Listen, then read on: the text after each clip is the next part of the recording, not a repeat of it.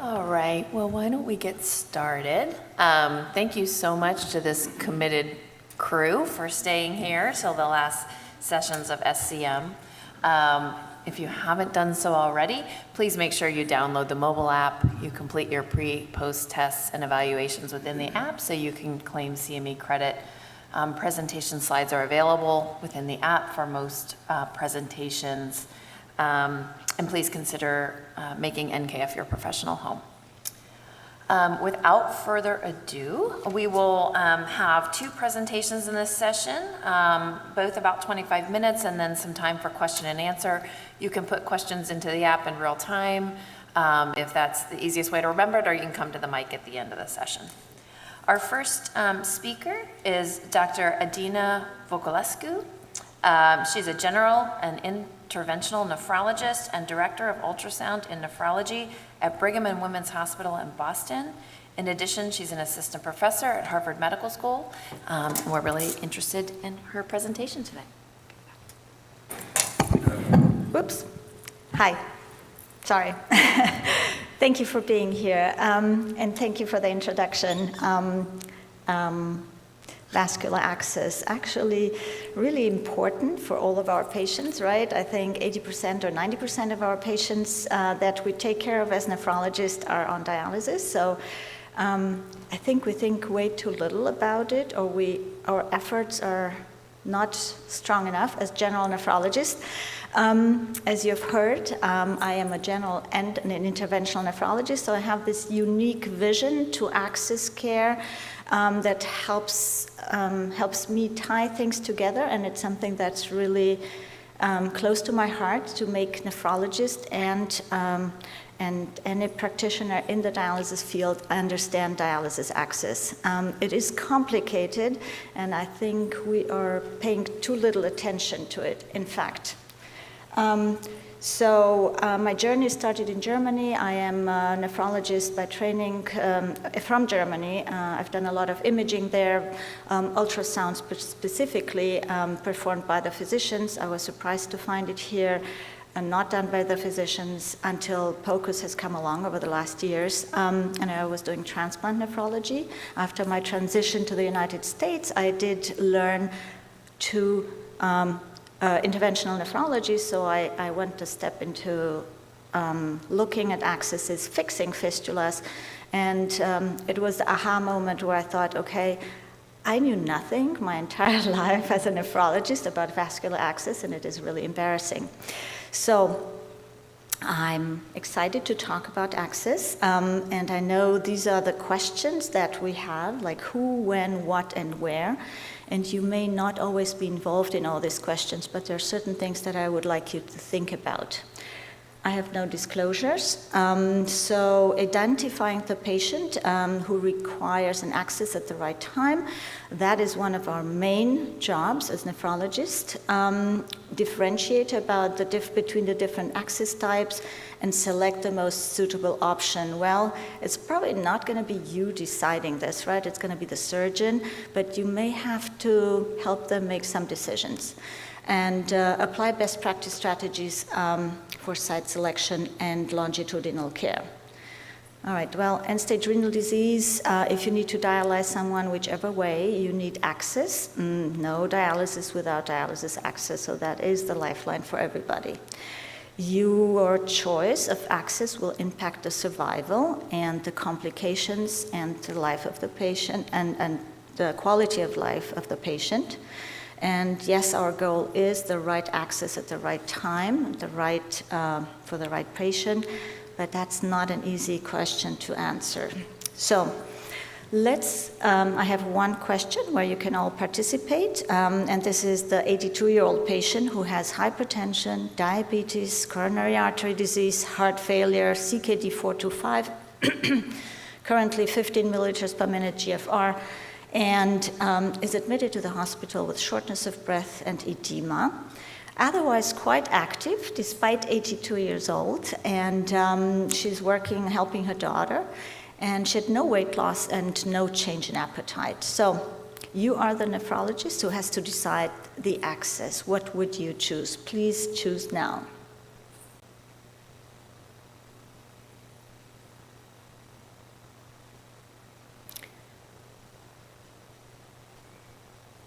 right? I see there's thought going into this, and to my surprise, I wouldn't have thought so, but you are differentiating between forearm access and upper arm access, and you must have some thoughts about it, and I like your choice. Anything would have been an option, and I think probably in real time, all these options are happening, or choices are being picked, but I like your choice. So there was no right and wrong generally, but it would be my choice as well. So what happened to this patient? So she got actually a catheter, right? Because they said, oh, maybe we should start dialysis now and not wait any longer, and let's put that catheter in and we can manage volume. Then she got a left upper arm access. Somebody has picked that. It failed to mature,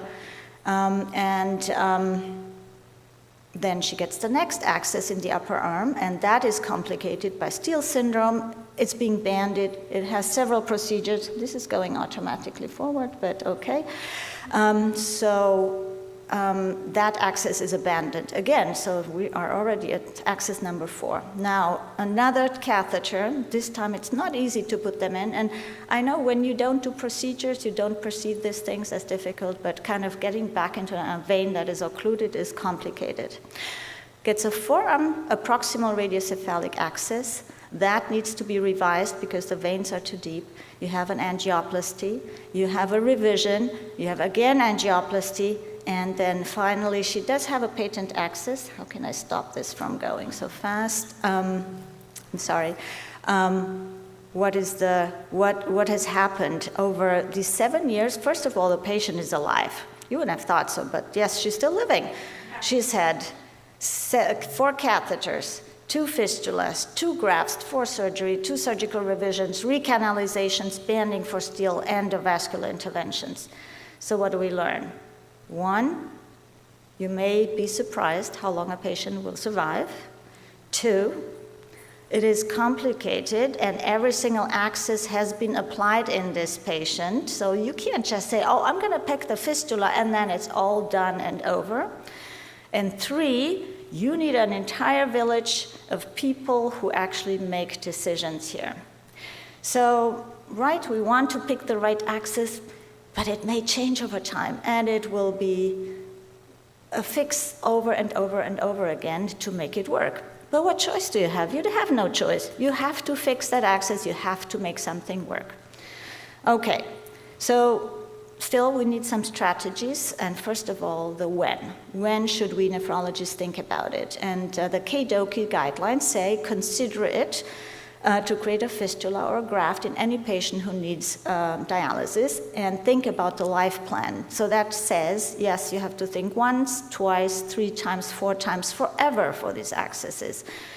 So we realize that, but I think most important for us nephrologists is the question how to protect the veins before you even get to that access. And I know at my institution, everybody is like, they hate these consults. Consult for the pick. Oh my God, who likes these? Nobody, because you don't see the patient, you have to make a decision, it just adds to the pain of your day. You love it? We bill it. You bill it. Okay, well, I guess if I see 30 patients and then I just have to say no pick, I don't really go and see the patient, so I don't bill for it. But anyway, please think about it. Please make it your thing to protect the veins. Always. And there is an option. You have a central line that can be placed in the IJ or a tunnel central line. It may be a problem to have it done. Who does this, right? Like that's a problem for us because the residents don't do it anymore. IR, triple lumen won't fly, but that is the option. The other part is avoid radial arteries and any AICDs or pacemakers that need to be planted, please involve yourself and recommend for either no radial access for the coronary arteriogram and epicardial leadless pacing. That's a nephrologist's job to do that. So we have the patient, we start talking to the patients about dialysis or options and transplant, and that's usually at stage 4 CKD. If we think fistula, you need to plan about 6 months ahead of time, so keep that in mind. If you think graft, you probably don't think, you don't really know what you're gonna do, but just know that it will, at a time period of 3 to 6 weeks is what you need for planning, and ideally you do avoid catheters. So I always cite the 30-20-10 rule, where you start teaching at 30, you start creating or sending for access creation at 20 milliliters per minute GFR, and then dialysis typically somewhere around 10. Obviously there's many variations. And the consequences of delay are usually catheter insertions, which you want to, technically you want to avoid. That brings higher risk of an infection with it, or central vein stenosis, and actually has longer, worse outcomes. The who. So yes, the who, it's the patient. So you're going to decide, is this patient ever going to need dialysis? Is that the right thing? Are we going to go just to medical management first? But those are a few patients, but not the majority of patients. In the majority of patients, you will have to juggle all the questions of PD, HD, transplant, and that longitudinally changing over time. What goes into the selection is the age and the life expectancy, the functional status, the comorbidities, and the vessel quality. Though you as nephrologists will probably not really understand vessel quality or know how to interpret data about vessel quality. So that's going to be whoever creates your access. We do have to think about heart failure and low blood pressure, and there's special considerations for patients who may need home dialysis, because the type of, if you think someone will put the needles himself or herself into the access, you have to have a little bit of a different mindset, and of course you will involve the patient into your decision making, and it's a shared decision. I think more important is not just you thinking about the patient, but actually knowing and choosing the right surgical interventional group. I don't know if you have the luxury to do that, but put effort into understanding who's your best friend in creating accesses. And it has something to do with experience, engagement, and ability to follow up. Because if the access doesn't work today, you need to have it fixed today or tomorrow. And these slides shows you that the outcome of a fistula depends on the training of your surgeon. So it's hard to go about and say, hey, how many did you do when you were in training? So you're not going to have that question. You'll know it by talking to your colleagues. Who's the surgeon who actually has learned or is doing this over and over and over again?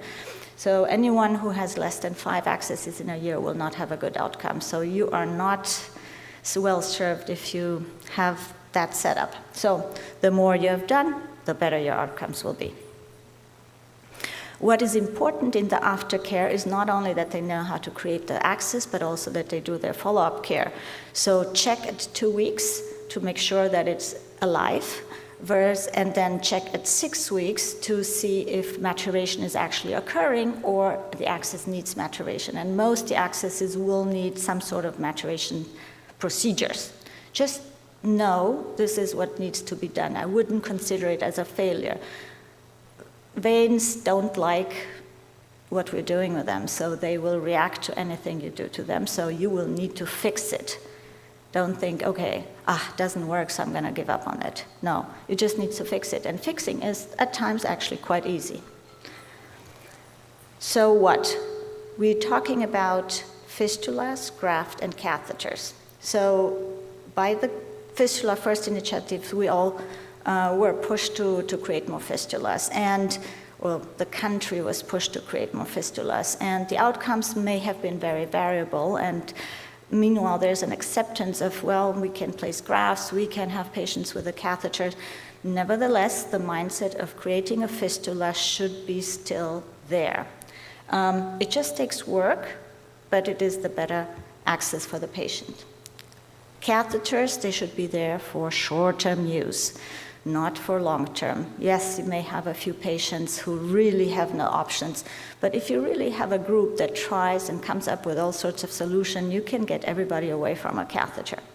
And these are potential, this is in the guidelines, potential scenarios where a short-term catheter would be acceptable. And that's okay. Why no catheters? They have patients who have a catheter have the lowest survival rates, and the ones who have a fistula have the highest survival rates. So other than complications, hospital stays, infections, the survival is better without a catheter. Fistulas have the best long-term patency, the lowest risk of infection. Yes, they require maturation. Grafts can be used faster. They have a slightly higher infection rate and thrombosis rate. But if you have no usable veins, I guess that is your choice. And then these are kind of like the checklist of why you should choose a fistula, and the majority of arguments goes pro fistula. So now the where. In order to plan an access, you need to look for the vessels. Now, the guidelines say you can do a physical exam, or you do an ultrasound, or you do a venogram. What would you all choose, actually? Can I ask you by participation? What do you think is best? You think ultrasound is best. Well, that is what the guidelines actually say, but what I point out here is the quality of evidence that we have for it. And I will tell you a little bit about ultrasound, and I'm a big ultrasound fan, but there are some caveats. So yes, ultrasound is the favorite, though actually they say physical exam, but I mean, who has this patient? Very few, right? Like it's like rare that we actually see the vessels and then can decide just upon a physical exam that you can create an access. The ultrasound mapping, you get these long reports with the thousands of numbers, and I'm like, oh, who's reading through this? I am not reading through it, so the surgeon must be reading through it. Well, that's one issue. The second part is you have to measure something that is 2 millimeters wide. Do you know how much variation there is if you measure something that is that tiny? If I measure this 5 times the same thing, I'll have a big variation. And between people, measuring, like a tech, measuring this, it's going to be all over the place. So how can people actually make a good decision about access creation if you have variable results? Nobody's really looked into this, but I can tell you, measuring veins and ultrasounding veins is a pain.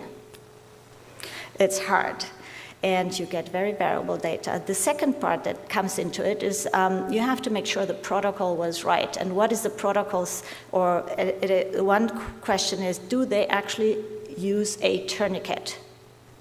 You don't know that. So if you send someone to a random ultrasound lab to get your ultrasound results, you don't know if they used a tourniquet.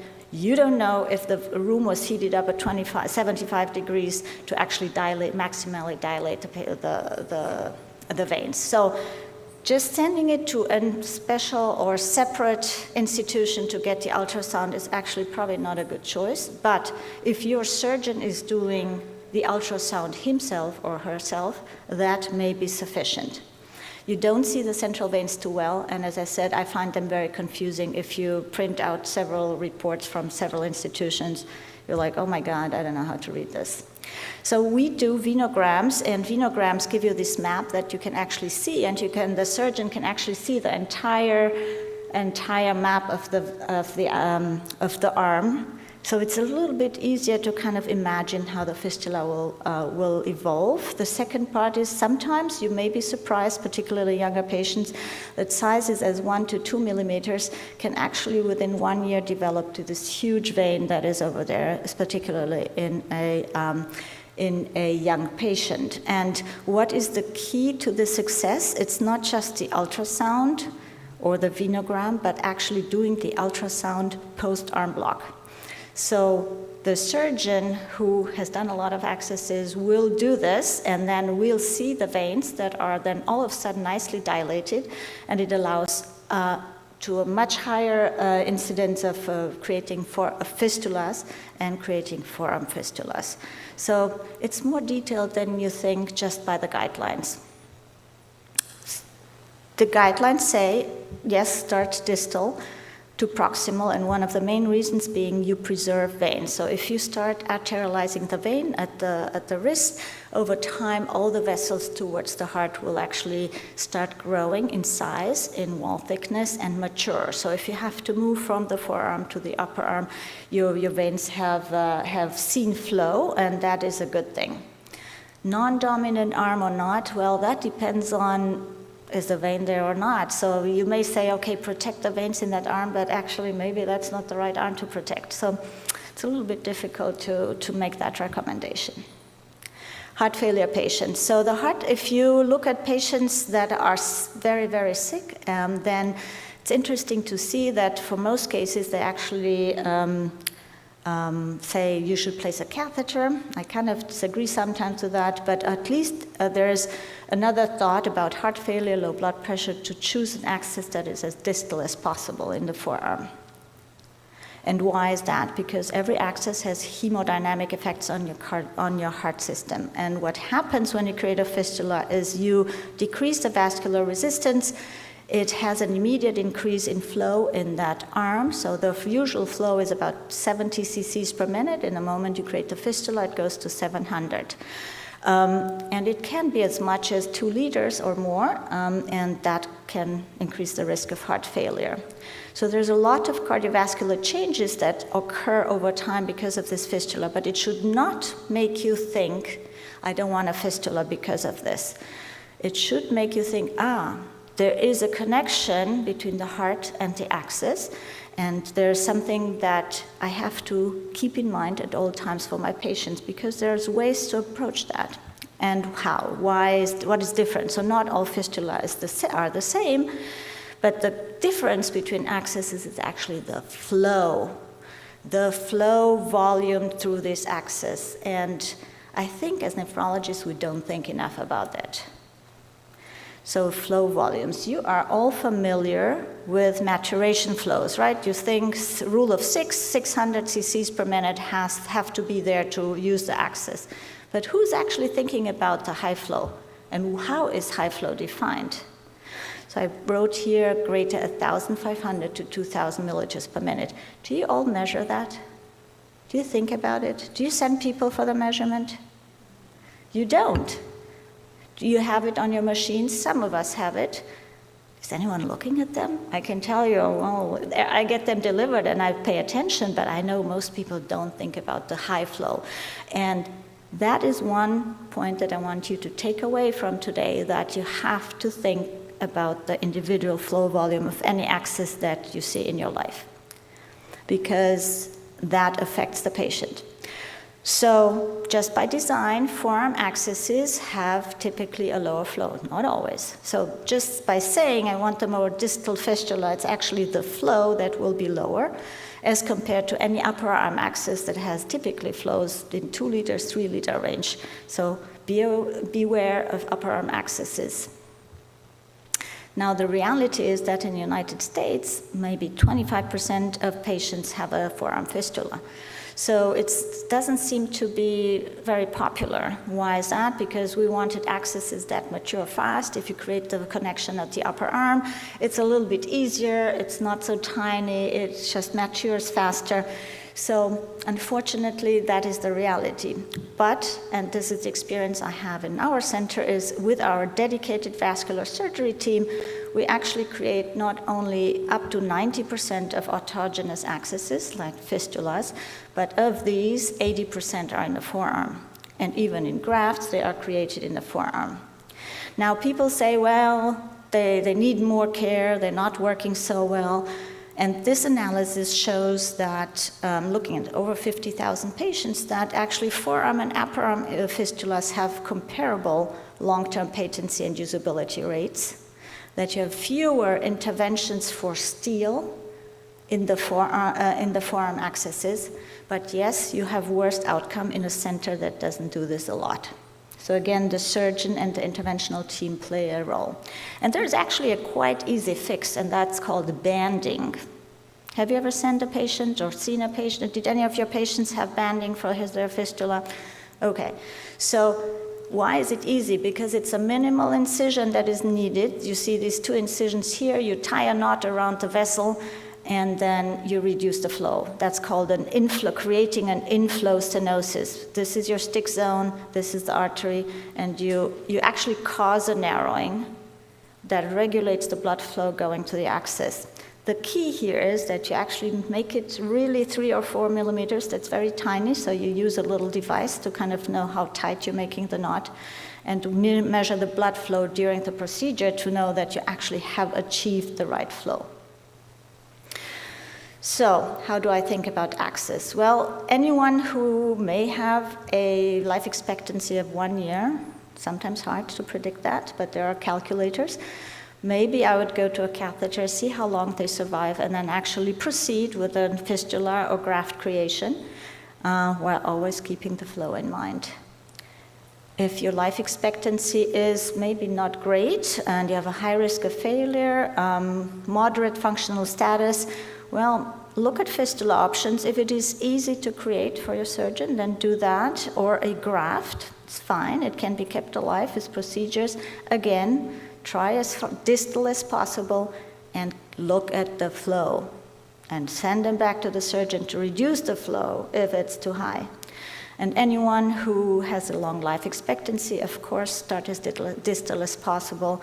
You need a lot of vein over many years, and that will have to hold up. And again, look at the flow. Measure the flow, think about the flow, and refer them for reduction if it is too high. So, for nephrologists, I think in terms of when, yes, start thinking early and not just about the access creation, but please think about vein protection. Look for a dedicated surgery team and interventional team. Start with a fistula. You can always go back to all the other accesses, and as distal as possible, and think about the flow. And our whole work is only possible, it takes a village, and my colleague, Dr. Henschel, has created the interventional nephrology program at our institution. We have an excellent scheduler who picks up the phone and directs patients. We have a big team of nurses and techs, and we have very close friends in the vascular surgery department on and off the court, so that is a very tight-knit group, and with that, I'm happy to answer questions. We might save questions for the end, if that's okay. And we'll have both our speakers speak, and then we'll do questions. Is that okay? Thank you so much, just for time. All right, next up is Dr. Adrian Sequeira. Dr. Sequeira is a professor of clinical medicine and program director of Interventional Nephrology Fellowship at LSU Shreveport. He has presented and conducted workshops in vascular access at NKF, ASN, ASDIN, and is an active member of the ACP. Okay, did I screw it up? Oh, yeah. Look. Yep. Oh, And yeah, click yeah. that. All right. And then it will go to the present. It should open automatically. Okay, let's take the pointers. Okay. Good morning, everybody. Just as a show of hands, how many fellows? Yay. Oh, hello, my fellows at the back. Physicians, nephrologists, 1, 2, 3, great. And nurse practitioners and nurses? Oh, you all win, you all rule. Okay, all right. Nephrology nurses, right, I'm guessing? Yeah? Okay, all right. So today we're going to talk about, Adina talked about all the clinical guidelines, and we're going to see what actually happens in real life. And by this I mean you're going to use your own experience, and I'm going to show you my experience, and we can see it's going to relate. All right, so here are my disclosures, nothing much. All right, here are the objectives. We're going to talk about the evolution of the guidelines extremely briefly. Adina has talked about the life plan concept. And here are some examples where reality lags behind clinical guidelines. All right, so you all already know this. Vascular access is the most important thing for our dialysis patients, and KDOKI has come up with guidelines using evidence to make these guidelines, but sometimes it is not possible, and that's when we have expert opinion. And there's been an evolution. In the past, it was fistula first, and now it is changed to the life plan, where we first consider the patient, not that we never considered the patient before, but now we use patient's quality of life, patient's own impression of what the patient needs and that is incorporated into how we make our decisions. All right, so let's see what happened in the past. So in the past, we always wanted the fistula first. So we would create fistula simply because of what Adina said, less infections, maturation may take a little bit long, but once it matures, it lasts long. But what was happening was when we decided to go with the fistula first policy, we had a lot of failures. And when we had a lot of failures, in order to make the fistulas work, we had to do a lot more procedures.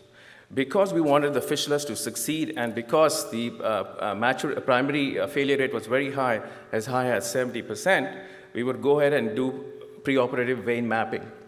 And because we would choose the best vessels and we wanted the maximum success, instead of going for the forearm, we would go for the upper arm. And then, because we wanted to keep the fistula alive, we would do an innumerable number of procedures until it was found that the more interventions you do on an axis, the faster it will fail. And then we also had this issue, and we said that, hey, we know the fistulas take a long time to mature. Why do we not create them early so we have time to work on them? But the problem was not everybody ends up on dialysis. People may pass away, so they have a functional fistula, never needed dialysis at all. All right, so she talked about the life plan concept, and the most important thing here is to consider the patient's comorbid conditions, his or her life expectancy, before you decide what kind of access you want to place. So this is all guidelines. So here's an example of what it looks like. All right, so here you have modality 1. So before that, you have to talk to the patient and ask, what is the modality you want to have? Is it HD? Is it a kidney transplant? Or is it a PD? Once you know what they want, the next step is to figure out what access they will need. So if somebody is waiting for a kidney transplant and says, listen, I'm just going to wait for it until I get my transplant, and if I need dialysis, I'm going with a catheter, I'm okay with that, because you're keeping the catheter for a short time only. So this is probably good for somebody with a living-related kidney transplant. On the other hand, if somebody wants to do dialysis, now that's where the headache starts, okay? So you have to talk to the patient about the different kinds of accesses. So who does this talking? So ideally, if you look right at the bottom, the nephrologist, the surgeon, the radiologist, you got to include the whole village to talk about this family. All right. Now let's see what happens. I'm going to go another step, then talk about what happens in reality. So everything that's in red. It's not showing red, or is it red? It's showing pink here. Okay, everything that's in pink is what the KDOQI guideline wants. So it says, educate the patient on dialysis modalities at the GFR of 30 and refer to the surgeon when the GFR is less than 20. So we already talked about the life plan. So here's the mnemonic, PLAN. So PL is the patient's life plan, and the next one is access needs. So Adina covered it beautifully. What is most important for us to remember is it just does not consist of the venous system. It is artery, it is central veins, and the peripheral veins. Okay, so here becomes the problem now. Okay, all right, so it says, get everybody involved, so everybody's talking to the patients, and look at this last line, needs frequent clinical visits. So let's think about what happens in our own backyard. All right, so green, this is what happens in real life.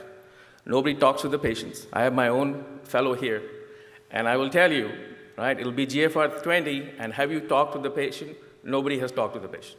And we are an intervention program. But we also have people who are not interventionalists. So I can imagine in those programs where there is no interventionalist, I will ask the question, who is talking to the patient? And what are you telling the patient? Most commonly, we get referrals late. So by the time they're CKD 4, CKD 5, that's where they come in, right? Because the PCP wants to hold on to his patient. He doesn't want to let go of that patient. That's the reality. So by the time he sends to you, it's already late. All right, so here are some reasons what happens. Okay, first of all, we have late appointments. We have so many patients in the clinic, we don't have the time to spend with these patients. So if you start telling them about HD, PD, kidney transplant, accesses, it's going out from this year and it's coming out from that year. You cannot do everything in one sitting, okay, which means we need frequent clinical visits, all right? Then we have to either talk to the patient. If the patient is not interested, we talk to the family. And then we never discuss with the primary care physician, because these patients may not come back, but they are going to their primary care physician. He has no idea what has just happened, right? So if he knew, he might say, hey, keep your appointments. But he doesn't know, we don't know what's happening on the other side, so we live in two silos. Okay? Vein preservation. Who is discussing vein preservation? Are you telling your patient, listen, it's just not the veins in the hand, it's the arteries and it's the central veins. Who is doing it in this room? I bet the answer is few. Okay, so a lot of you are doing it, right? So that's a change, so we have to think about it from that standpoint of view, all right? And the net result of all of this is, there's another thing. We have limited health literacy in our patients. At least in the South, more than 30% have limited health literacy. So maybe Julia has something to say about that. And because of that, they don't understand CKD or dialysis. And because of that, they will never come to their appointments because they get scared probably, okay? All right. Then the KDOKI says, when you decide your access, individualize it to your patient, okay, based on your life plan, and avoid this rigid hierarchy of a first fistula, then graft, and then central line, okay? So things have changed a little bit. We still prefer distal to proximal access. We want to start from the distal and come all the way up here so we preserve real estate. And when we discuss this with these patients, we have to talk about everything, pros and cons. But unfortunately, I don't think we have time to do all of that. And then the next thing is, KDOKI says, be very selective in vessel mapping. Choose the patient that you need to do it, okay? All right. So Adina already covered it. She said there is no minimum diameter. We used to say 2.5 for the vein, 2 millimeter for the artery, but there was only one study that has not been validated. So KDOKI now said, okay, let's just brush that aside. What's happening in reality? The reality is everybody's still trying to get a fistula. And my surgeons themselves have come and told me, no, it has to be fistula first. They are doing the procedure, so in the end, I think they will win. All right. Because everybody's getting a fistula, we're following the mistakes of fistula first. Everybody gets vein mapping. When everybody gets vein mapping, everything is delayed. And so patients may end up in the hospital getting a catheter, okay? And then, this is so important, she's touched about it. I'm surprised your slides and mine match, but surgeon experience is very, very important, okay? Because it is them who create it. If they know what they're doing, then the access will mature. So here's a study from 2008, all right? So the top slide shows the number of accesses placed by surgeons during their training. So here is the United States. Look at that, okay? Germany, power to you. But look at everything else, okay? Here is the emphasis during your surgical training on fistulas or accesses. More than 50, we are here. More than 50% have no emphasis on vascular access training. Okay, so you can imagine what will happen to your accesses. All right, but that's 2008. What is happening now? So the RRC for general surgery mandated that every surgical trainee should do 50 vascular cases. But from those 50, only 10 need to be dialysis access. Okay? And in that, they should have 10 accesses of either fistulas or graft creation, but nothing else. They don't know how to, when there's a complicated, when there is central venous stenosis, they're not allowed to know how to manage it. If they need access revisions, it is not required. And if you need to create or innovative vascular access, that is not required. So this is a situation. And studies have shown if the surgeon creates a minimum of 25 during the training, that means they must create it, not be the assistants in the room, then only your access will mature, or the likelihood of maturation is higher. All right, that's general surgery.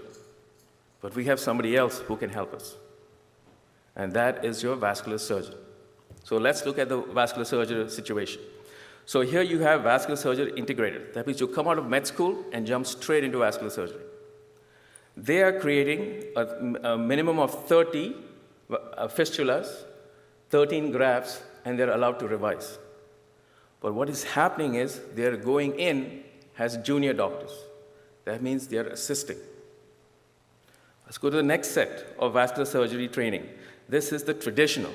That means you do dental surgery and then you do vascular surgery. Okay? Look what they're doing, no different, but they're doing more revisions. What is more important, they are the primary operators in the case now. Got it? And if you think, oh, I'm going to send my patients all back to the vascular surgeons, there are only 4,700 vascular surgeons in this country who are doing more important things than the vascular access. That is the reality. All right, let's talk about what the guideline says about access maturation. They say in 2 weeks, the surgeon needs to go see the patient, examine the access to make sure there are no complications from the surgery. All well and good. But what happens at 6 weeks? You and I get involved. And it is recommended, when you are checking for maturity, you should do a physical examination of your access. If you can't figure what's going on, then you go and do an ultrasound. And just for your knowledge, I put the rule of 5s and the rule of 6, which means, the access should not be more than 5 millimeters below the skin. It has to have a minimum diameter of 5, minimum flow of 500, and you need a length of 10 centimeters to cannulate. So that's what the guideline says. Let's see what's happening in real life that concerns you and me. So this is a 2025 paper. It was a survey of the state of vascular access education among residents in nephrology. Okay? What was the result? Faculty and fellows were uncomfortable with physical exam. So the guideline is telling you are supposed to examine the patient's access and do by a physical exam. And the next generation of nephrologists are not prepared for it. These are second-year fellows who have taken the survey. So you can see the situation. All right. Monitoring and surveillance. So clinical monitoring means you do a physical examination on the patient. Surveillance means you use a fancy device to figure out what's wrong with the fistula. The guidelines say you are supposed to examine the fistula and talk to the nurse to see, is there anything wrong on the machine? By that, I mean low flows, low URR, high venous pressures, cannulation issues. You use that along with what you have examined and now refer the patient to the interventionalist. Okay? And they say when you refer, you should refer so that the patient is seen within 2 weeks. All said and done. Beautiful. Okay? And I've added about here as well that if somebody sees an asymptomatic stenosis in the fistula, either by ultrasound or for some reason they did a fistulogram, you are not supposed to intervene because there are no problems. All right. Green. What's happening in real life? Nobody is examining the fistula. Okay, so many of you physicians are here. When do you see your dialysis patient? When are you supposed to examine the access? When the patient is in the waiting room or before he gets onto the chair. Once the needles are in, nobody wants to touch, nobody wants to do anything. They also don't like it, and your exam will be off. So we are not doing a physical exam on the patient. I'm the medical director, I'm just as involved, and I know I'm not doing it. And I'm waiting for the nurse to tell me something is wrong. That's when I go examine the patient. Because half the time, most of the time we spend in the hospital, we spend 1 hour in this dialysis clinic, see the patient quickly and run back. That is my life. So it's happening to me, okay? Now, high venous pressures, low arterial pressures, what will the nurse do? They will turn the speed down. Now everything is rosy. You don't know about the KDOV because it doesn't come immediately, it'll come after 1 month. So there's no referrals made unless you cannot cannulate your fistula. Then you have a problem, or the access is thrombus. But many of things were going on in the back for many, many days or weeks. And when they refer to you, it's refer now, stat, it's urgent. Well, I have 6 patients or 7 patients in the intervention lab with me. I cannot take the stat today. It's impossible. We make every effort to, if somebody has thrombosed the access, to get them in immediately, which means I have to delay somebody else. And I'll call my coordinator and say, hey, postpone this, postpone that, postpone that. So if I have somebody with a low flow access and I'm postponing, that access can thrombose. And thrombosis is the worst thing for an interventionalist because it will not take 20 minutes to open it. It can take 3 hours to do it. So we do not want that thrombosis. And in a graft, once it thromboses, it will happen again and again and again and again. So you want to prevent that first thrombosis, okay? All right, so preemptive angioplasty, this is what I want to tell you about. You might get them into the intervention suite. They do a fistogram because there is a side branch that's stealing blood, and they want to go ahead, or many branches, they want to tie that off, and they see this stenosis, which is not related to the collateral or anything like that.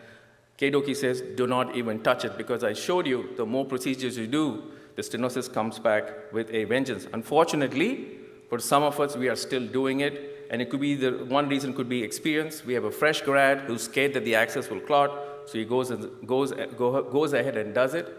But I also want to tell you about this, that FMC Azura group got into trouble because they were doing unnecessary procedures on patients in 2022. So unless you have a good reason, you should not be doing unwanted procedures. All right, cannulation. All right, so Keidoki says, check the access before you cannulate. So who is going to do this?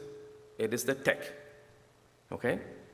They say the rope ladder technique is the best way to cannulate. All right, they also say you need a skilled cannulator to come in and cannulate those fissures that may be a little bit difficult. And whoever is cannulating these fistulas, whether it's a new nurse or a new tech, they are supposed to be supervised. They say, use an ultrasound in those difficult patients. And this is the best one. Ask the patient what he thinks or she thinks where they need to be stuck. All right? And they also say, not more than 2 attempts when you stick. Who's counting, right? What's happening in real life? In any dialysis unit, there is a mixture of the skill level when it comes to access, assessment, or cannulation in your dialysis unit. Some may be good at physical exam, some may be good cannulators, others may not be. Nobody does 2 attempts stick. Nobody tells you, you don't count, no one's counting. They said the rope ladder technique, which is up here, is the best way. But in reality, that does not happen. In one European study, up to 61 patients had an area puncture technique for cannulation. This is the one that leads to your aneurysms. Okay? And so why does this happen? It is because they are on a schedule. Everything is tight. You need to get the patients in, you need to get the patients out. Chair is money. You cannot delay. Okay? So that's what's happening. So you want to get them in, and so your patient care technician or your technician does not perform an access evaluation. They will take out the Band-Aid and see where they were stuck last time, and they will go stick the same place. That's what's happening in reality. And if somebody finds an access that is difficult, or there's a novice out there who's cannulating, I can imagine the pressure he or she is under. Nobody will call for the expert to come and assist. Ultrasounds. They said use an ultrasound machine. Well, this is a 2024 paper looking at the distribution of availability of ultrasound in the dialysis center. So Australia, New Zealand, way up. USA, nowhere. Right? So FMC had a pilot project to use ultrasound. I tried to get it at my dialysis unit. It's been 2 years. I'm still trying. It's not happening. And I think the driver here is lack of reimbursement, and especially when you have high patients, a lot of patients in that dialysis unit, it's going to be impossible to scan everybody. All right. So I'm going to spend a little bit more time about staffing because this was an eye-opener for me. All right. So it is your patient care tech who spends the most time on your patient. He or she has to set up the machine, evaluate your access, monitor patients' document, and turn over each station. What is happening, they have a high burnout rate, as high as 60%. So they're coming into this door and going out to the other door. And when you look at the reasons, it is because of overwork, poor training, and lack of supervision. And interestingly, CMS does not mandate a minimum staffing ratio. How many patients to one tech? It is not mandated. It is done by the LDOs or the large dialysis organization, and we know where their mind is. Right? All right. All right. So here is 2024 US RDS data, over 240,000 patients, looking at outcomes in those patients that have optimal patient to tech ratios and those with very high. So we have here the least, And here we have maximum more than 12 patients per tech. And what you're seeing is, because we're talking about vascular access, the number of vascular access-related hospitalization is much, much higher, okay? And so also sepsis from vascular access issues. And that's the same graph here, sepsis from the vascular access. So if you have a high patient to tech ratio, more incidents of getting admitted to the hospital because of some problems with the access, could be sepsis. And here is the proportion that are being hospitalized because of access issues. So you can see here, higher the quartile, higher is the risk. All right. Everybody's favorite, let's talk about catheters. What does the guideline say? It is acceptable to use a catheter now. You can put it first as long as it is in a selected group of people and it aligns with the choice of the patient. But if you do this, you keep in mind that you still want to minimize the duration of a catheter. The catheter is placed as a bridge, maybe to a graft or maybe to a fistula. And who are the people who will get a catheter? We have patients who say, that's all I want. If they have limited life expectancy, less than 2 years, cannot get another access. High probability of failure when you create a fistula or a graft in those that come in urgently and those in whom it's a palliative care. So it is acceptable. You do it in a select group of people. So what's happening in reality? 2/3 are still getting a dialysis access catheter at the time of initiation. And the reason for this is because we've done a bad job of discussing access, and B is also because, unfortunately, we get these patients late. Once we get a catheter in, we need to refer to a surgeon. And there is a long line to get into that clinic. And that is the truth. And if you get into the clinic, now the surgeon has to beg for OR time. At least that's what's happening in our institution. He said, I can't do it. There's no OR. Now everything gets delayed. Patient doesn't want to come. Now everything is postponed. What about PD? This is what the surgical residents get. They place less than 5 catheters. That also has assistance. Has assistance during the procedure. They don't do it primarily. Okay? And what is the reason they said why they are not getting enough in training? Because the number one reason they put out here was the nephrologist who was not referring the patient for a PD catheter. So it's a vicious cycle. It is a vicious cycle. So they don't know how to put. Everyone who comes out of surgical training says, I can do it laparoscopically, but they're not doing it the correct way. People will tell you, they put it in, and they get referred to another surgeon who has to fix the problem that the first surgeon did. Okay, so there's a particular way to do laparoscopic surgery when you do put a PD catheter. So in a nutshell, I love this diagram, is every time you meditate, they say, clear your mind and concentrate on your breathing. I have tried it, it doesn't work, at least for me. I'm thinking of all these other things that's going on in my head. And it's the same thing here. Clinical practice lags behind because it fails to adapt to local realities. We have issues with training. We have inertia. We don't want to change what we've been doing for a long time. And in the dialysis units, we have issues right there with staffing as well as with resources. So overcoming this requires a system-level change. That is, your entire health practice has to change. We need early referrals. We need to cooperate with GPs. Our fellows need to be trained. We need to talk to our surgeons. The surgeons themselves need to be trained. And I think this is important as well. We need the voices of the nurses and techs as well, because this is not included in the guidelines. With that, I come to the end. Thank you much. All right. You want to do a question? Both speakers up for questions? Move this chair because it's so tight.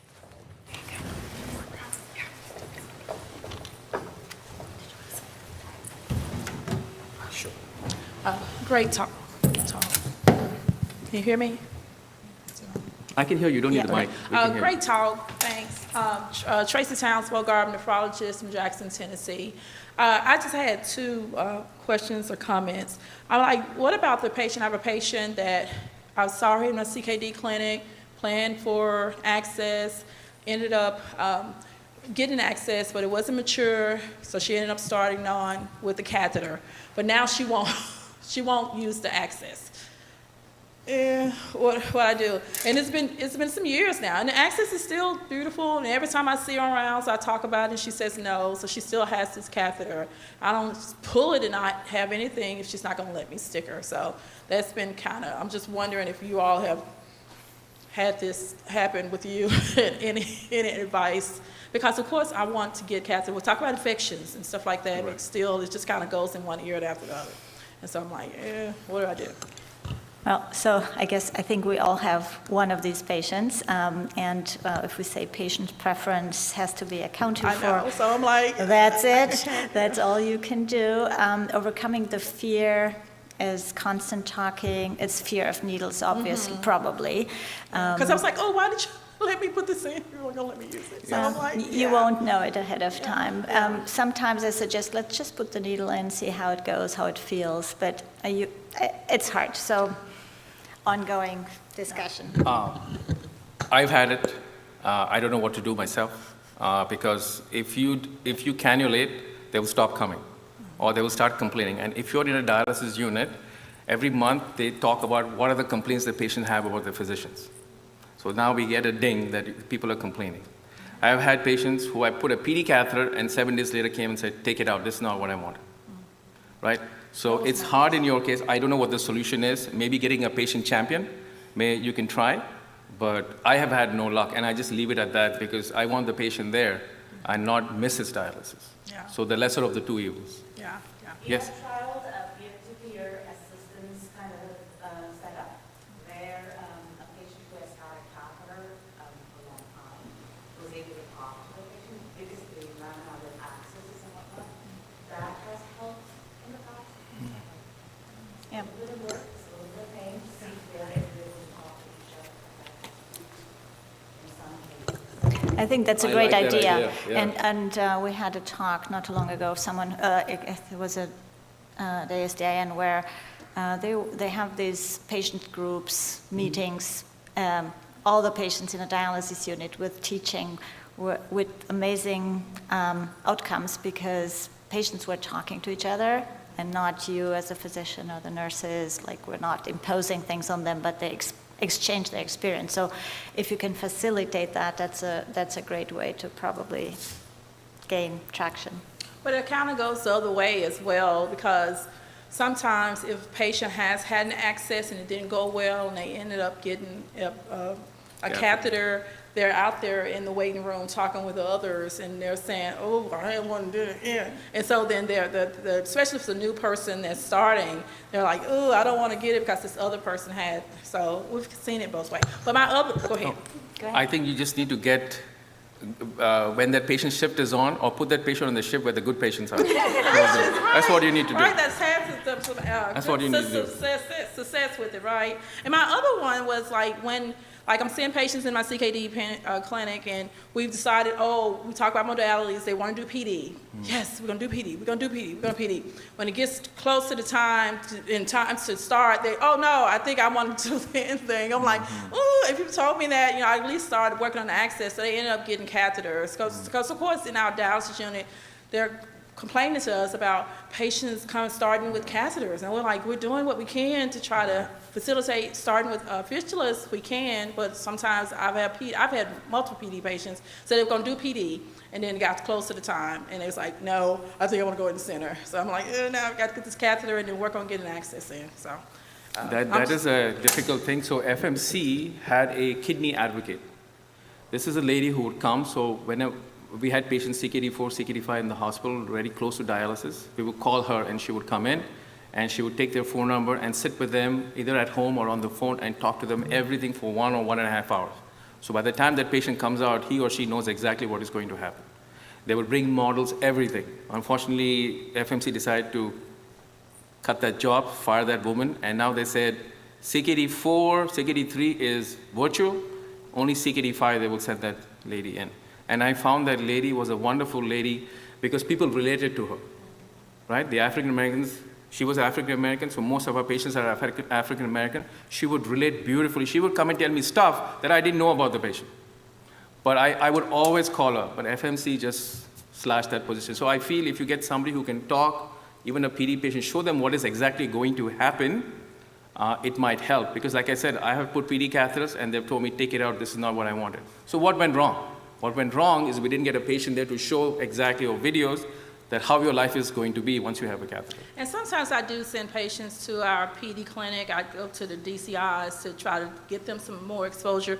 But I guess I can do better and be more consistent with doing that as well. So, That but is like I said, that's the hard part, Yeah, because yeah. you have 100 million things to do at this simultaneously. but thank you. Thank you.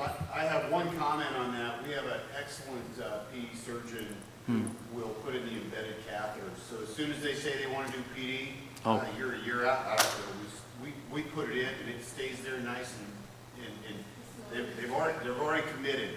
And we've had excellent results when they externalize them. So you find a skilled PD surgeon, and that way they're already committed. Yeah, but I think her problem is, so when you decide to put the, is it time? Is it if they have decided to get the PD catheter, so you're waiting till the GFR is like 5, 6, 7? So that's what he's saying. And then once that, with it, Right. out or whatever, 12 hours, they're like, no, I decided to do in-center. So, but you're right. But you can still start with the catheter as long as you get it out quickly. That's what Doki says. You can still start. It's not penalizing you. Switch it quickly. Thank you.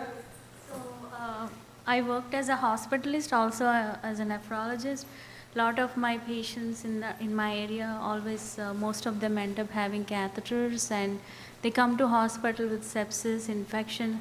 Asking nephrology for okay to use PICC line, how is that intervention really helping the patients? Are we using less PICC lines in general? I don't know about the data. So we should not be using PICC lines. What you can do is put a central line that is small bore, 4 French. So whenever we get the call, we say no PICC, we'll put the line in. Because we're interventionists, we can get the patient in, put the central line. Because what is more important is the caliber of the catheter and the size of the vein. When you're putting 4 French, that means it's only 2 millimeter size catheter. Internal diameter is only 2. But the SVC or the IJ is like 1 centimeter, it's big. So the catheter is just dangling, nothing will happen.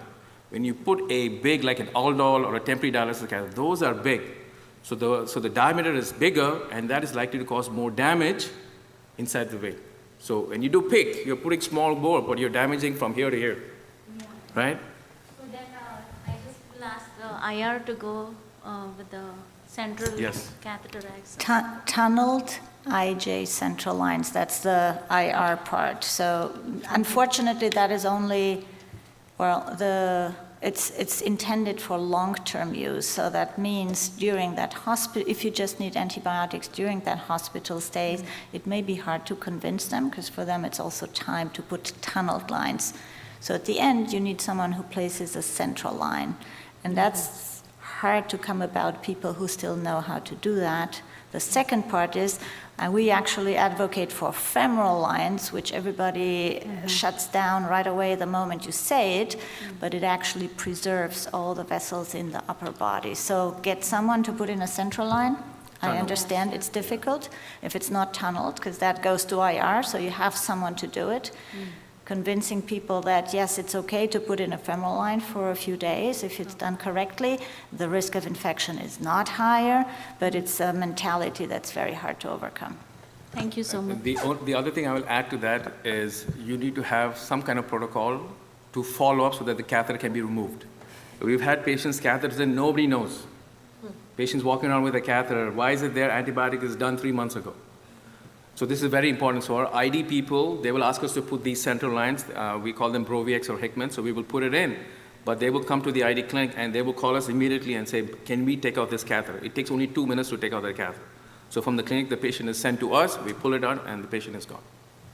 PICC line versus midline, because I've had people to ask me, I'm like, okay, I always know to say no to the PICC, but I used to say okay to the midline because it's not a PICC line, but then I was at I think DCI Medical or something, somebody's talked about vascular access, and they said they didn't like the midline either. So That's right. no PICC, no mid. No PICC, no PICC, central nothing. are- Yes. I mean, in terms of, Yeah. Nothing should be in the veins here. Nothing in the- Nothing. so the vein is still in the vein? Yes. Thank you very much, everyone. Appreciate it. Yeah.